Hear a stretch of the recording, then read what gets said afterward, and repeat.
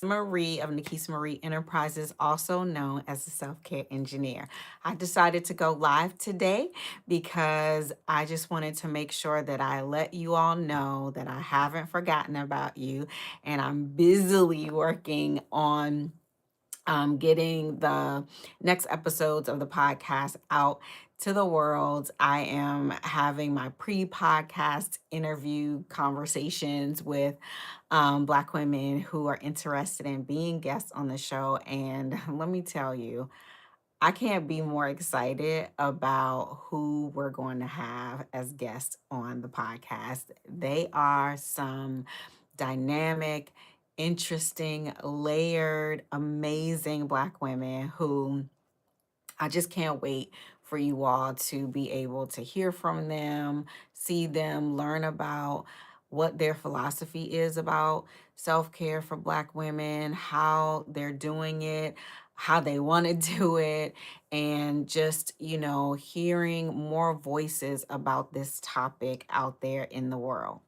So I decided to hop on today to just give you a little second episode, if you will, of the podcast to kind of tell you where I am and also answer one of the things that people ask me a lot, and that is, what do I do for my self care? I talked about it a little bit in the first episode, but I more talked about my philosophy and why it's so important in my mind that Black women have access to self care, that they're accessing self care, that they are incorporating self care into their lives. Hopefully, ideally on a daily basis, but if not, at least consistently. So I always like to say that to me, self care is first a state of mind, or it starts with your state of mind, I should say. Um, you have to know that you deserve it.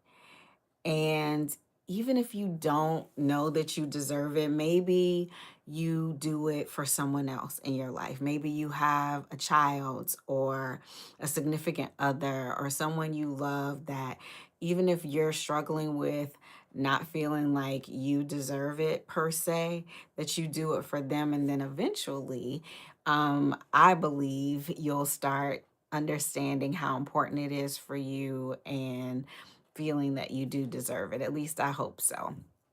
So I always want to start there. I believe that we all deserve self care. Black women in particular need to be accessing it because of so many things that we have going on in our lives, the barriers that we experience, the challenges that we have, the lack of protection that we have in our society. And so it is critical to me that we combat those things and that we fortify ourselves by engaging in self care. So that's another reason why it's important for you to engage in self care if you're a Black woman. So I don't have any notes. I don't have a script. I'm just going to go off the cuff, as they say, and share with you. Number one, like I said, we deserve self care because we exist. However, it is a state of mind. You have to know that you deserve it. So I know that I've been believing that for a really long time since I was a teenager. And in one way, shape, or form, I've been engaging in self care consistently since I was a teenager. Of course, it looked different then than it does now, but I stay consistent and I'm going to stay consistent for the rest of my life. I see all your hearts. Thank you so much, and your smiley faces. I really appreciate that. Um, so, because I know that I deserve self care and I believe that you do too, I incorporate it into my life on a daily basis. And a lot of times people will say to me, like, well, I don't have money to be doing all these self care things. And I get that. Things are hard out here. Sometimes disposable income is really difficult to come by. And that is why, because that's the same for me. I have a budget. I don't have endless resources, so I have to engage in free types of self care for the most part.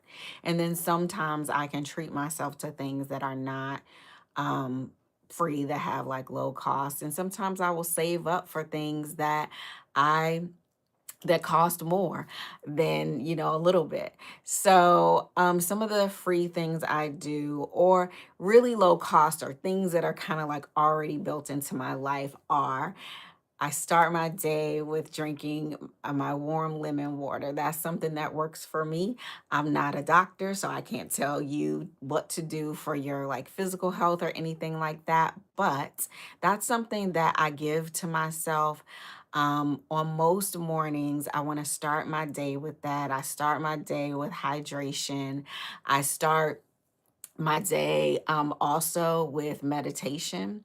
So I will just take a few minutes of alone time, quiet time before the hustle and bustle of the day, or my household, or my work day, or whatever. Um, I take time to just have some alone time, to meditate, to calm my mind, to fortify myself for the day ahead. So, that is something that's free, and it's something that maybe not everybody can do, but a lot of us can do that. And I even tell people, like, if you don't have like a private space in your house that's set up for doing that, or having alone time, go in the shower, go in your closet. Like, I've done that before when I didn't have a space that was dedicated to me or conducive to me having alone time. And it's amazing how that works so well. Another thing that I do that is free is that I go out for walks outside in my neighborhood, at a local park, by the waterfront. I live in the Pacific Northwest, so there are many different spaces and places that I can go to with bodies of water that I can walk along, a boardwalk or the sidewalk or what have you. So I'm very fortunate in that way. We also have lots of trails and lots of mountainous areas that I can hike if I'm feeling up to that, or I'm in the mood for that. And so I just make sure that I get out every day. Of course, I put on my sunscreen and I go out and I get some sun. I get some sunshine. That almost always lifts my spirits, changes my mood if my mood needs to be changed to a better space. So I go out and I get that sunshine. I also get that fresh air. I actually was talking to my dad this morning about how one time when I was having some health issues, and um, I was in my room for many days at a time. Actually, weeks. I had surgery and I just really didn't leave my room for a long period of time. And my mom was taking care of me at the time, my mom and my husband. And I was kind of upset with my mom because she came in my room one day and she opened the curtains and she said, "We need to let some sun in, and I'm going to help you walk downstairs, and we're going to walk to the mailbox today."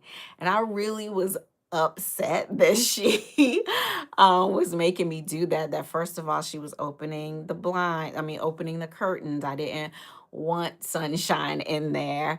I just wanted to kind of be there with my thoughts. And I don't know, I was just in a space of trying to heal and all of that. But she was right. Like, that sunshine really lifted my spirits in that time period. It just made me feel better, it made me start feeling back connected to the outside world. And then we took our little short walk to the mailbox, and that was helpful too. So I got sunshine and I got fresh air, and that was many years ago when that happened, but I still remember it to this day, and I use it as a daily strategy for me to just be connected with the world, be connected with nature, get outside, get that sunshine, get that fresh air, because I personally believe that we're not meant to be cooped up. We're meant to be out there in the world, if we can, as much as possible and when it is safe.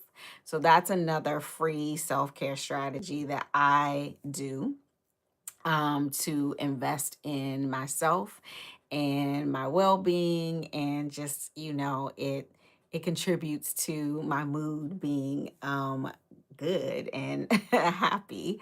It looks like I got a couple of comments. So Mike Rodriguez said, good, yes, thank you so much. And then Astro Blitz Creation said, I start with some black tea leaves. I let that sit for 3 minutes, then add a little pure honey we get from the local flea market. Then I replace about 90% of the tea. That's hilarious. I'll let you all read that yourself. But I also love tea. It's not free, and neither is the local honey that I purchase in my area from local farmers markets and places like that. However, um, it is a pretty low cost way, and it's a thing that I was gonna have anyway. Like, I'm gonna have tea in my house. I buy it with my groceries at the grocery store, or I might get loose leaf tea at a tea shop or something like that. So I make sure that I drink tea as often as I can. I love tea. There's so many different varieties, and is something that also I think aids in my daily self care, even if I don't drink it every day, but my consistent self care practice. It's warm, it's comforting, and there are different varieties that they say are good for us. So there's that as well. Another thing that I do to invest in my personal self care practice is I really protect my sleep. My sleep hygiene is very important to me. People make jokes often about the fact that I go to bed early a lot of times, that I really don't play about my sleep. My phone is turned off. I am making sure that I have an inviting, peaceful environment, and I make sure that I am getting adequate sleep. I have the environment to get adequate sleep every single night. Now, I don't get the best sleep 100% of the time. Every once in a while, I won't sleep well, but for the most part, I am getting good sleep because I'm planning for good sleep. I am turning devices off. I am putting them face down. Even if I leave my TV on to kind of have that, like, what do they call it, white noise in the background, I'm putting the covers over my face or a little eye mask so that I have um, darkness, and I am feeling comforted, and I'm feeling like I have the right environment to get a good night's sleep. And more importantly, I'm just, protecting my sleep time, um, like it is another full-time job, because it really, really is so important.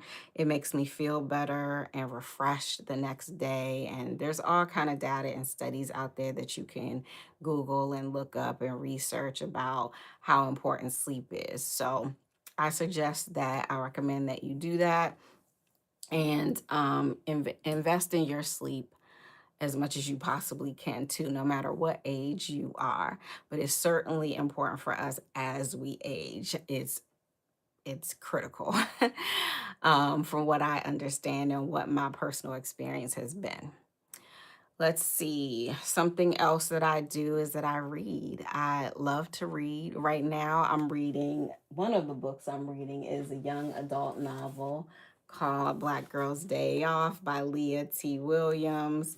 Um, I typically don't read young adult novels because I'm not a young adult, but I wanted to support this author. And so she actually gifted me with this book, and I am finding it so intriguing and entertaining, and has lots of important messages throughout this book. And so um, this actually is a free self care, part of my self care as well, because this book was gifted to me. I didn't have to pay for it. And I am able to just sit in a quiet space, whether I'm at home, whether I'm in a park, whether I'm at a coffee shop. I can sit and read, and that is really something that I value as part of my self care practice. And, if you live in an environment or a community where you have a library, or they have sometimes those little libraries in like different neighborhoods, they'll put like a little box and people will donate books and you can take a free book. It is a free way that you can get some self-care in, because having that alone time to just sit, relax, and read, I think is one of the self-care strategies that I recommend for anybody who can access it. So, another self care strategy that I have in my life is that I protect my schedule like nobody's business. I do not overload my schedule. I do not like having things back to back to back to back and not having any breathing room, not having time to go to the restroom.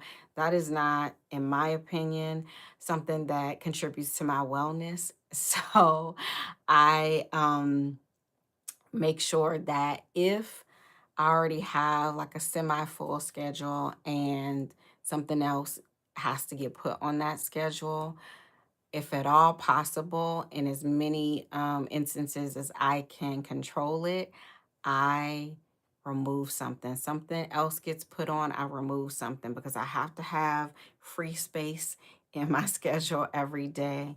And if that free space gets filled with other things and something or some things have to come off, making sure that we protect our schedule and have our schedule be reasonable for us is another free self-care strategy that like I said, I incorporate into my life. I recommend other people do it as well, because I don't believe that we are meant to just be busy every second of every day and then go home at the end of the day and collapse or, from exhaustion. I believe that we should be able to do the things that we need to do throughout the day, even if that's like on a Saturday or the weekend and we have errands that we're running or whatever. As much as we can um, manage our calendars in a way that supports us from not just having, no time to um, relax throughout the day, get a little break, get a little breather. That's just not something that I would suggest that people do. I think we should have those times throughout the day. Another thing that's free is that I take my lunch break every single day. I don't deny myself food and hydration. And I often will go somewhere either with someone that I want to have lunch with, or I have lunch by myself. But I make sure that I take that break in the middle of the day because it's my human right to have that. And also, I think it's something that is important to me. It's one of those kind of schedule calendaring things that I was talking about a minute ago. It's a way that we can honor ourselves, honor our bodies, make sure that our bodies get what we need, the nutrients we need, the hopefully the hydration we need, hopefully. And regardless of that, a break in the middle of the day to just do something that's for you, to make sure that you are not just working, working, working, busy, busy, busy, errands, errands, errands, and not taking time to give yourself the fuel that you need. Um, Another thing that I do, that because I do have a full-time job and I've been doing this for many years. I've been working for many years, and I've been incorporating this into my self-care practice for many years. And that is that I take staycations constantly. I use my PTO, I use my vacation time. I don't see anything wrong with people kind of banking their vacation time for a time when they want to take maybe a longer vacation, or they have something planned, or they want to take a mini sabbatical or a longer sabbatical or something like that. But I do that too, but for the most part, I take staycations on a regular basis. I will take, another day whenever there's a holiday. I will take another day before or after that holiday to give myself even a even longer break, including the weekend days. I will just plan a staycation that might be a week long, including the 2 weekends on the other end. So that's 9 days in a row that I just get to wake up without an alarm clock. I plan it that way so that I can wake up without an alarm clock. I can just wake up when my body feels that it's ready to do so, and go about my day, have my lemon water, have my meditation time, go out for a walk. Maybe I'll go meet a friend and have some quality time with a friend or family member, but I make sure that I take breaks from the norm, my normal schedule, because I think that that is very important for me too. And it's a self care strategy that really supports me just being able to have balance, which also is super important to me. So I think I'm going to leave it there. I hope that by sharing some of the ways that I have engaged in and continue to engage in self care is helpful to my YouTube subscribers, my audience, and people who are new to me. I hope you feel affirmed if that these are things that you do, and maybe it'll give you some ideas of some things that maybe you haven't tried that you could incorporate into your life, because I believe that we all deserve self care, and we deserve it because we exist. Take care, everybody.